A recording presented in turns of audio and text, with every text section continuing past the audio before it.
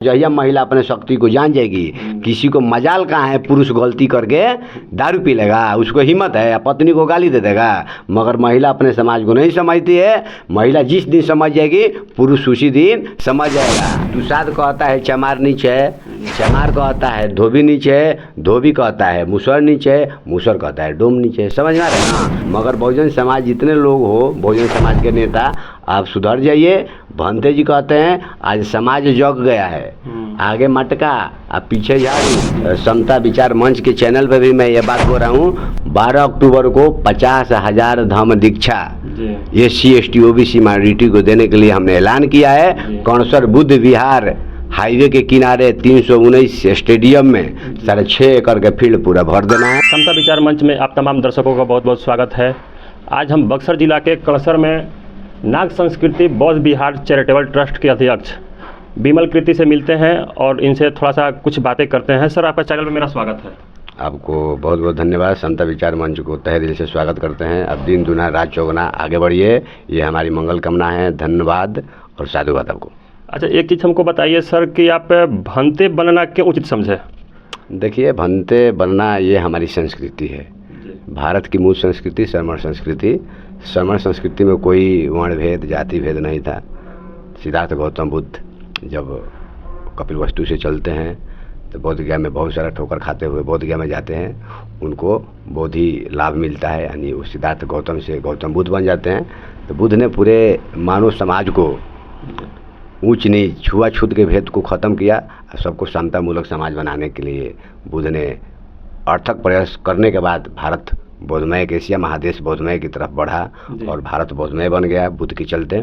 और बुद्ध का ही देन है, बुद्ध का, सम्राट अशोक का, उनके बेटा और बेटी महेंद्र और संघमित्रा भिक्षु भिक्षुणी का, और बाबा साहब बोधिसत्व बाबा साहब भीमराव अम्बेडकर जी का देन है। आज हम लोग भारत देश में बौद्ध भिक्षु बने हुए हैं, बोधिष्टों का लोग नाम जानते हैं। अगर बाबा साहब नहीं होते तो आज कोई बुद्ध को, अशोक को नाम कोई जानता नहीं।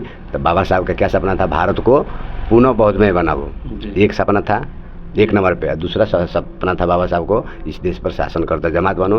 तो भंते बनना मेरे माता पिता बचपन से, माता पिता शुरू से ही बौद्धिस्ट थे। जब माता पिता बौद्धिस्ट है तो बेटा तो बौद्धिस्ट होगा। यानी कि आप शुरू से ही जन्म से ही बौद्धिस्ट हैं? आज से तीसरा पीढ़ी है मेरा, ये हमारा खानदान बौद्धिस्ट है। माता पिता बौद्धिस्ट है तो हमको समाज के लिए धर्म के आगे बढ़ाने के लिए हमको दान दे दिया 2004 में। हम 2004 से अभी तक मैं बौद्ध भिक्षु हूँ। अच्छा, एक चीज़ और बताइए सर कि कहीं कहीं देखते हैं कि बौद्ध लोग भी, भंते लोग भी आपस में जाति के कुछ भेदभाव करते हैं, इस विषय में आप क्या कहेंगे? देखिए, बौद्ध भिक्षु के अंदर भी जाति भेद है और उपासक उपासिका के अंदर जो अपने को बौद्ध कहते हैं, कोई अशोकवादी बौद्ध है तो कोई भीमवादी बौद्ध है। बिहार में तो 2 प्रकार के बौद्धिस्ट है, एक अशोकवाद बौद्धिस्ट है, एक भीमवाद बौद्धिस्ट है। दोनों में 36 के आंकड़ा चल रहा है, दोनों में मैत्री नहीं हो रहा है। और कोई सम्राट अशोक की जयंती मनाता है तो सम्राट अशोक के कोयरी के जाति विशेष के लोग जाते हैं, और कोई भीम जयंती अगर करता है 14 अप्रैल तो उसमें केवल अनुसूचित जाति जो अम्बेडकरवादी है वो जाता है, अशोकवादी वाला उसमें शामिल नहीं होता है। इसमें बोल में भी आता है तो कोई बोलता है नमो बुद्धाय, केवल बोल के चुप हो जाता है। जो अशोकवाद है केवल नमो बुद्धाय बोल के चुप हो जाता है, और जो अम्बेडकरवादी है वो जय भीम बोलता है तब नमो बुद्धाय बोलता है। इसमें भी 36 के आंकड़ा चल रहा है। आगे पीछे बोलना तो कहने का मतलब यही है मेरा, अम्बेडकरवादी जय भीम बोलने के बाद नमो बुद्धाय बोला। चलो, पहले दादा को ना पहचान के पहले बाप को पहचाना, दादा को तो पिछले पहचाना ना जी। आज जो नमो बुद्धाय बोल के चुप हो जाता है, बताइए, खाली दादा को पहचाना बाप को भूल गया। तो बाप को भी तो नाम लेना चाहिए ना, नमो बुद्धाय जय भीम बोलो। वो अगला कहता है जय भीम नमो बुद्धाय, तो हमको इधर से क्या जवाब देना चाहिए? हो सकता है नमो बुद्धाय जय भीम तो बोलना चाहिए। तो आप जय भीम बोल के ही चुप हो जाते हो तो समाज में मैत्री होगा? हमको समाज में छोटे छोटे बातों को अलग करके समाज को जोड़ने का काम करना है, तोड़ने का काम नहीं। हम देखते हैं सर कि कहीं कहीं हमको ऐसे लोग मिलते हैं कि जो नमो बुद्धाय बोलते हैं वो जय भीम नहीं बोलते हैं, जो जय भीम बोलते हैं वो जय रविदास नहीं बोलते हैं, जो जय रविदास बोलते हैं वो अम्बेडकर नहीं बोलते। मैंने ऐसे ये सब क्या फंडा है? देखिए, जय रविदास वाला के जो उनका जो पंथ है थोड़ा सा अलग आ जाता है। मगर जय भीम नमो बुद्धाय वाला जो सिस्टम है, जो जय भीम बोलता है, हाँ, कितना लोग अम्बेडकरवादी अपने में जय भीम बोल के चुप हो जाता है। मगर जो प्योर बौद्धिस्ट अपने को कहता है वो जय भीम भी बोलता है तो नमो बुद्धाय बोलता है। मगर जो प्योर अपने को बौद्धिस्ट कहता है ओबीसी के लोग, जो मौर्य समाज के लोग हैं, वो नमो बुद्धाय बोल के ही चुप हो जाते हैं, जय भीम बोलने का प्रयास नहीं करते हैं। ये हम देखे हैं। मगर जय भीम के लोगों को अंदर ही देखते हैं, जय भीम बोलते हैं तो नमो बुद्धाय बोलने का कोशिश करते हैं, बुद्ध को नकारते नहीं हैं। समझिए। मगर सम्राट अशोक के जो वंशज अपने को कहते हैं मोरवंशी हैं, वो बाबा साहब को भी जय भीम बोलना चाहिए। क्यों बोलना चाहिए? हम जाति विशेष नहीं, अगर कहिएगा भंते जी चमार हैं इसीलिए ऐसे बोल रहे हैं, हम जाति को मानते नहीं हैं। अगर कहिएगा बाबा साहब के नाम पर हम चमार हैं या बुद्ध अशोक के नाम पर हम कोयरी हैं, तो ये सब दिमाग से हटा देना है। हम जाति को ख़त्म करने के लिए चले हैं ना, तो जाति विहीन समाज की स्थापना करना, ये मेरी धैर्य होनी चाहिए। तो जब धैर्य होनी चाहिए तो आप कोयरी कहते हैं, कोई चमार कहता है, कोई पासवान कहता है, कोई लोहार कहता है, ये सब मायने का है। जाति को ख़त्म नहीं करिएगा तो अखंड भारत बौद्धमय भारत नहीं बनेगा।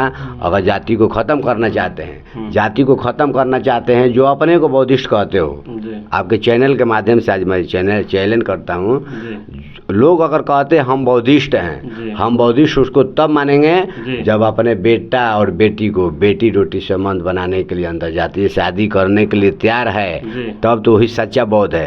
अगर नहीं है तो नकली बौद्ध है, केवल कहने के लिए कहता है हम बौद्ध है। कितने लोग तैयार हैं? आपके चैनल में कमेंट में लिखे हम भी जाति को ख़त्म करना चाहते हैं, अपने बेटा और बेटी को हम भी अंतर जातीय शादी करेंगे, और करेंगे तो हमसे बात कराइएगा, तब उसका कसौटी लगाएंगे ना, वो कितना परख रहा है, कितना कसौटी में उतरता है तो नहीं उतर। सोना है तो तांबा है या पीतल है, पता चलेगा ना, तीनों क्वालिटी ना पता चलेगा। तो ये आपके कमेंट में आएगा तो हमको उसका नंबर दीजिएगा, हम उससे क्लास लेंगे, तब बताएंगे। जाति को ख़त्म करना है तब भारत बौद्ध में होगा जी। अच्छा, ये चीज़ और हम देखते हैं सर कि जाति के नाम पर लोग बहुत छुआछूत करते हैं, जैसे में कि तुम इस जाति को हो तो तुम्हारा छुआ हुआ हम पानी नहीं पिएंगे, तुम इस जाति को हो तो तुम्हारा दिया हुआ खाना नहीं खाएंगे। उस विषय में आप क्या कहना चाहते हैं? कौन कहता है? उसका नाम आप बता सकते हैं? आप बोलिए। नाम तो बता नहीं सकते, लेकिन जब जो भी लोग अपने को बड़े आदमी कहते हैं, वो लोग तो मैंने कहते हैं कि हम उसका छुआ हुआ पानी नहीं पिएंगे, तुम नीच हो। जैसे अंबेडकर साहब ही थे कि उनको स्कूल के बाहर बैठाया जा रहा था, इस तरह का पानी नहीं पीने दिया जाता था। देखिए, आपके कहने का मतलब जो ऊंची वर्ग के लोग हैं, जो ब्राह्मण जी लोग हैं, छुआछूत ब्राह्मणों ने पैदा किया। मनु द्वारा जाति भेद लाया गया, वर्ण भेद लाया गया, छुआछूत लाया गया। तो जाति को ख़त्म करना, ठीक है, ब्राह्मण हमको छूत समझता है, तो आप मान लीजिए मौर्य हैं, समझिए बातों को। अगर आप ही को कहेंगे चलिए डूम के घर या मूसर के घर एक थाल में बैठ के खाना है, तो आप खाना खाइएगा?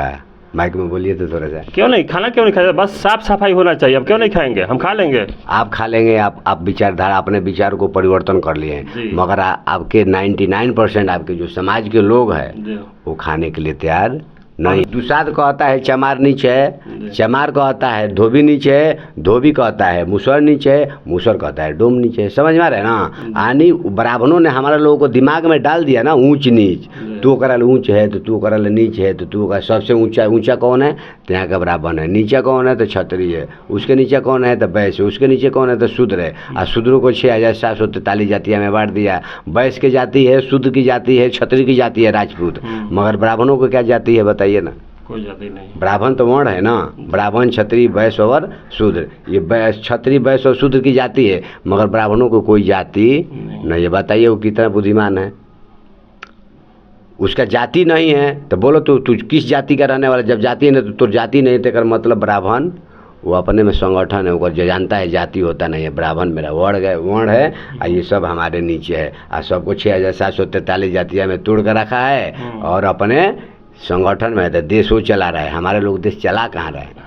अच्छा, एक चीज़ और बताइएगा सर कि ये जातियाँ ख़त्म कैसे होगी, इसके बारे में हमको कुछ अपना जानकारी दीजिए। जाति खत्म करने के लिए मेरे जैसे बौद्ध भिक्षु को गांव-गांव में जाके धम्म देशना करना चाहिए। हम लोग कोशिश करते हैं। शाहाबाद जिला में हमने एक अभियान चलाया। ऐसे मेरे भारत और पूरे देश में हमारा प्रचार धम्म देशना चलता है, मगर शाहाबाद जिला में एक महीना अभियान चलाया है धम्म देशना कार्यक्रम आपके द्वार। यानी हर गांव में, हर मोहल्ला में, हर दरवाजे पर जा जाके हम धम्म देशना करते हैं। हाथ में धागा है उसको कटवाते हैं, अंधविश्वास से मुक्त करते हैं। जाति को ख़त्म करने के लिए गाँव में मेरा प्रचार दिन रात चलता है। हम 1 घंटा भी दिन में बैठते नहीं हैं, सोते नहीं हैं।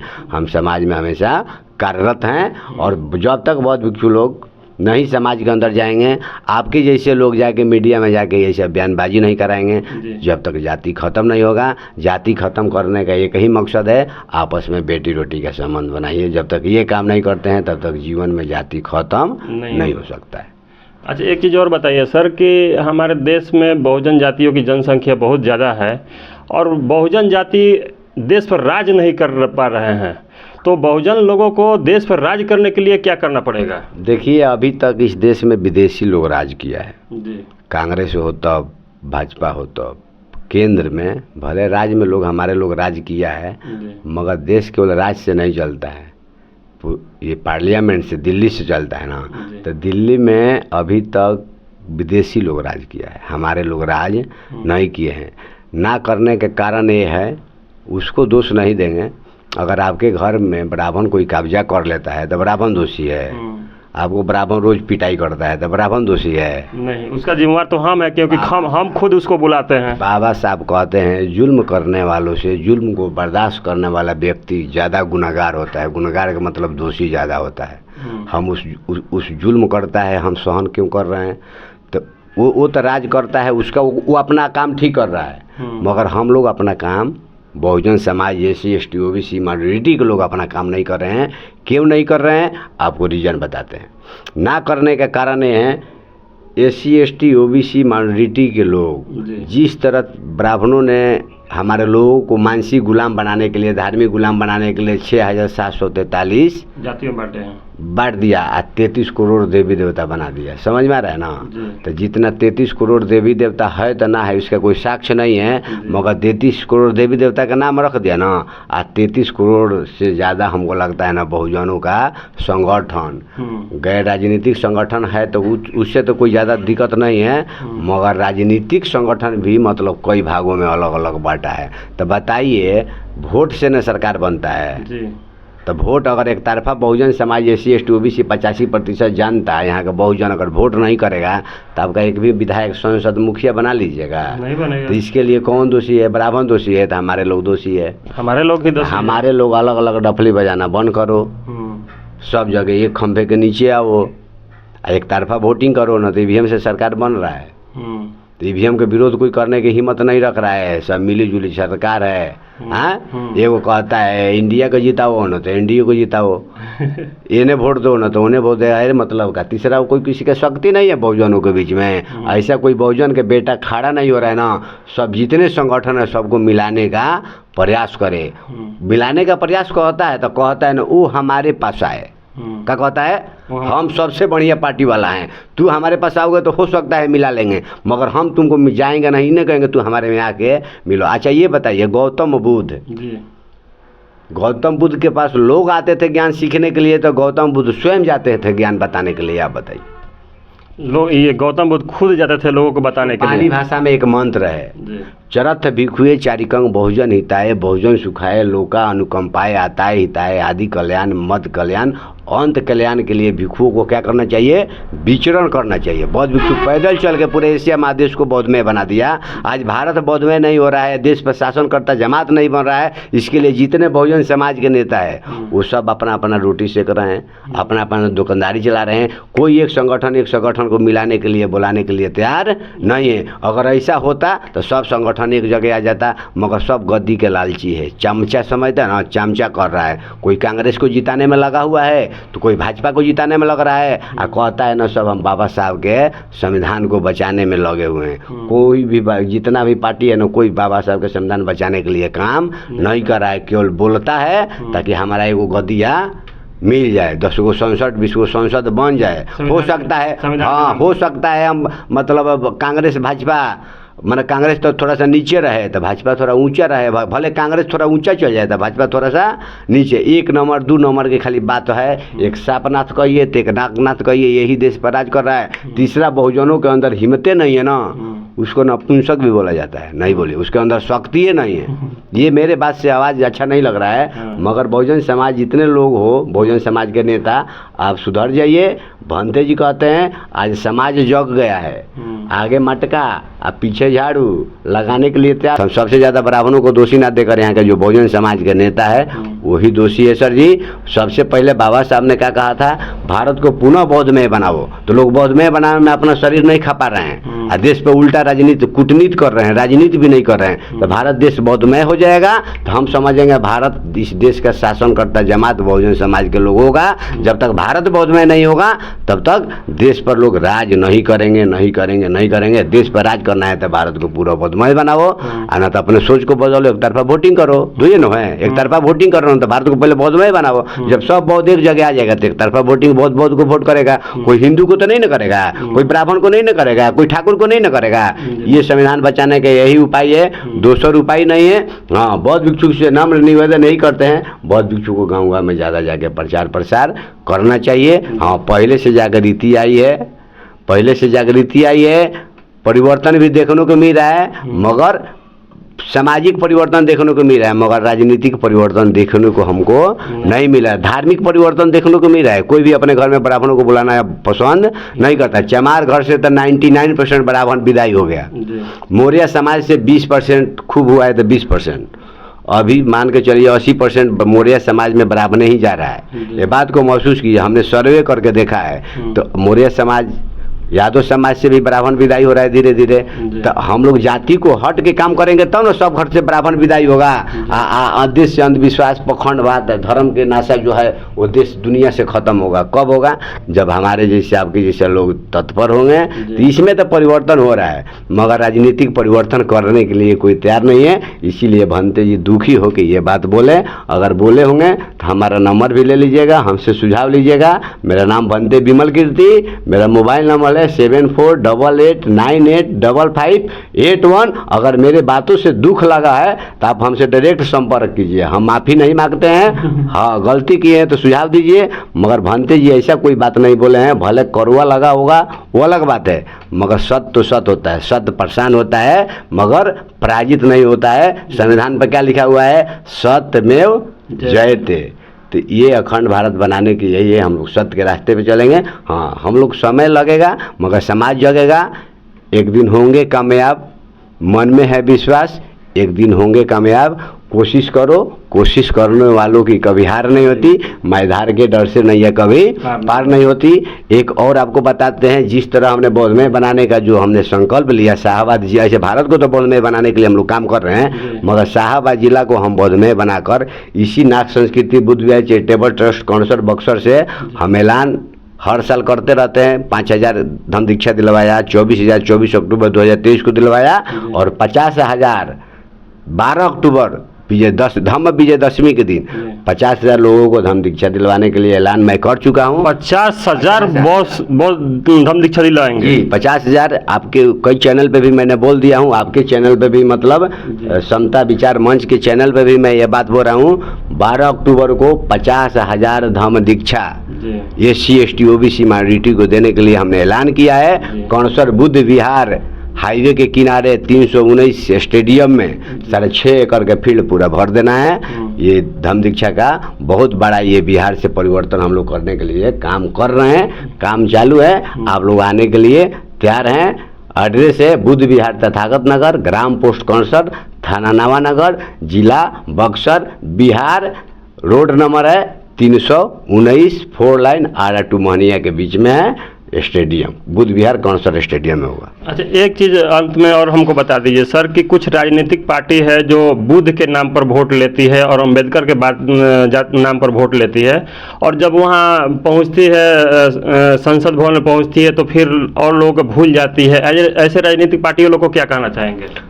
ऐसे पार्टी लोगों को जानता जब तक अपने हक अधिकार को नहीं समझेगा।